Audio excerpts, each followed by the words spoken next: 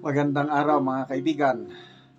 Ito, pag-usapan natin yung request ni PRRD doon sa mga kababayan nating OFW sa Hong Kong kahapon.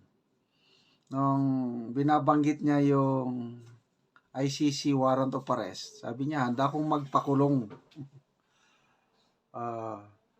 Kung pwede, mag-contribute na lang kayo, $5 para gawan niyo ako ng rebulto. Itabi niyo ako kay Rizal.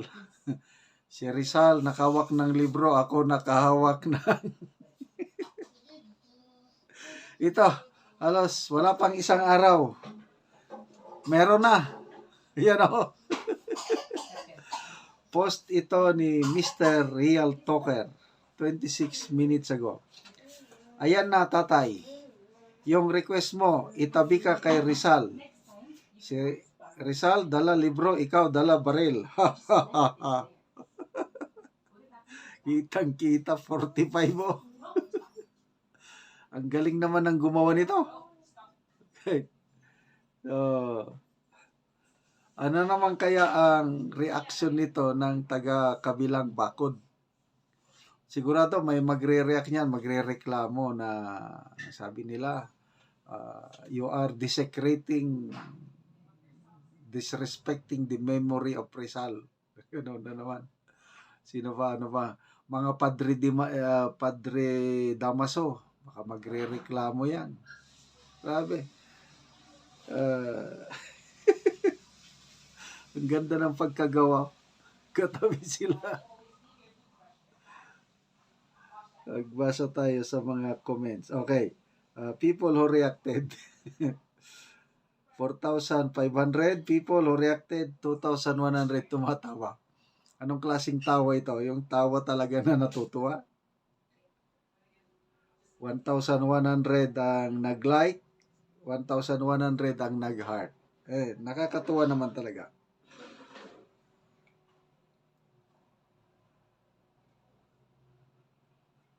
Okay, Nel Kabel D. Ang bangag kung mamatay, huwag ilibing sa libingan ng mga bayani, doon ilibing sa West Philippine Sea. Moknangan GM. Hala, mas lalong ma-high blood ang mga bangag at baser dito. Sigurado lang, maraming magre-react nito. Maha-high blood sila. Binibining Pilipina, love you, Tatay Digong. Fatma Bets, bagay talaga kay Tatay Digong, love you. Yung, yung kanyang personality na matigas, na mabait, may pusong mamon, sa mga kinakailangang pakitaan niya ng kabaitan, mabait siya. Kaya lang sa mga kailangang pakitaan niya ng tigas, ng loob, handa siyang sakripisyong lahat para sa kanyang mga kababayan. Yan ang personality ni Tatay Digong na hindi nila yan mapapantayan. Angel Joy 30, kamukha man ni Senator Bongo yung katabi ni Tatay Diggs. Razel Campana, ha ha ha, ka-cute, yes, napaka-cute talaga, ang galing ng gumawa. Sino kayang gumawa? Rolly Bagsikan, kamay na bakal, kailangan ngayon, yes. Hindi kailangan ng pusong, yung sobrang bait ngayon na. Tingnan nyo, bumabalik na naman ang tanimbala. Panahon ng PRRD, isang salita lang, sige, pakain ko ang bala sa inyo, tuloy nyo lang. O, di tumigil sila. Dahil alam nilang gagawin ni Tatay Digong kung anong sinabi niya. Ito ngayon, wala, malamya, malambot. Bumabalik na naman, nakakaya. Mary Ferry, sabi niya, sinabi nyo pa po, tama po kayo. Dumadami na naman ang patayan at mga ngagba. Christian Di Gracia, feeling pogi yata ang gusto ni Tatay Sir. Say Cesar Norman, request ganted tay. PRRD lang malakas. Yes. Lucy Pama Gonzales. Magkamag-anak pala yan sila eh. Lolo yata ni Tatay Digong si Rizal. Parehas silang may Chinese blood. Yan ang isang pag-ano nila, Chinese blood.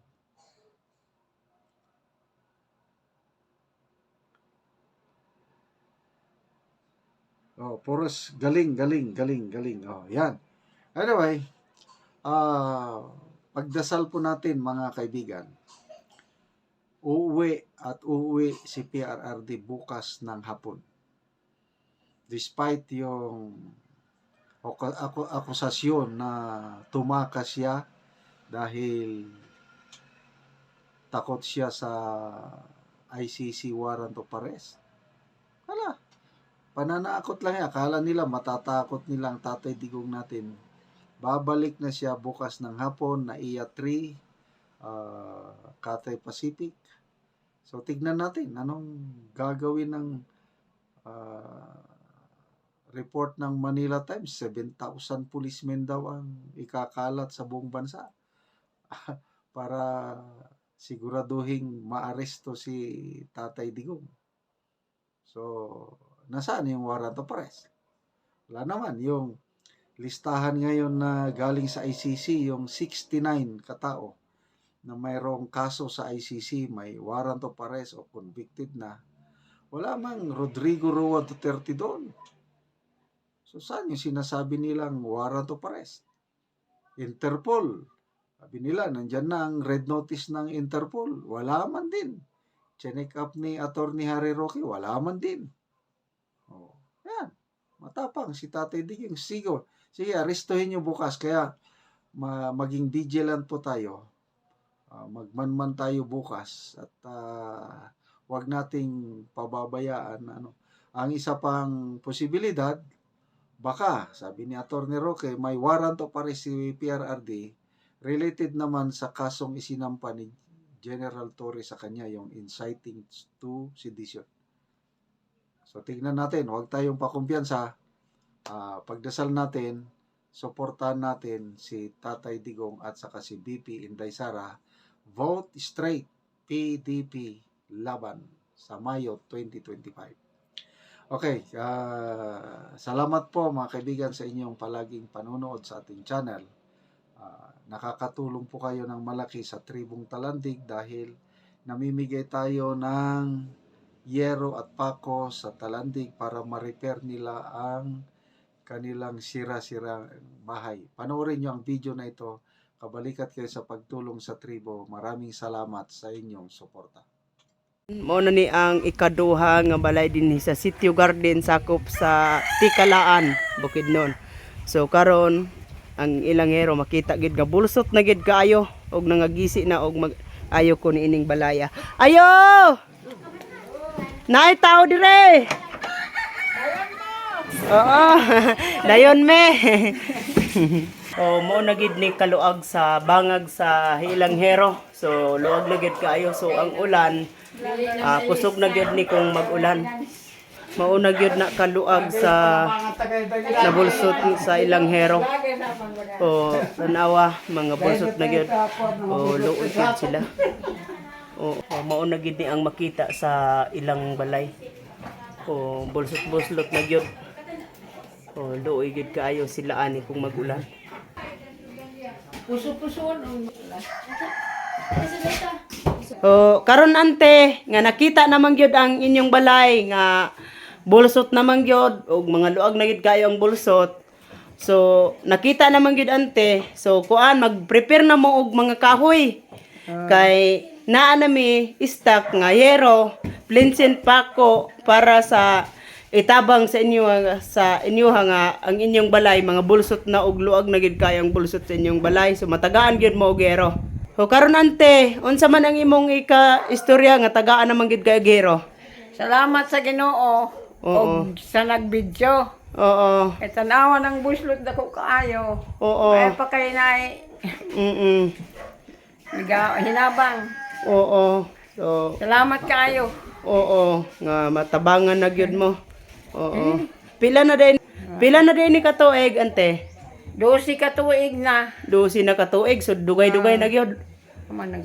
isa ka nga buslot na. Busa na nga buslot na. Hmm. Oo, sige ante, salamat.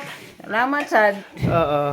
O mao na ni ang gawas nga bahin sa makita sa ilang hero. O kuan na gyud kaayo. Bolsot na gyud kaayo. O kini nga balay 12 na ni katuig. O guba-guba na gyud siya. So salamat sa nagatan-aw sa video. O salamat pod sa Ginoo nga adunay makakita niini nga mga videoha. Salamat sa magatabang sa among katribo nga sila padayon sa ilang pagtabang sa amo og diara kukutob and God bless sa nagtan-aw karon.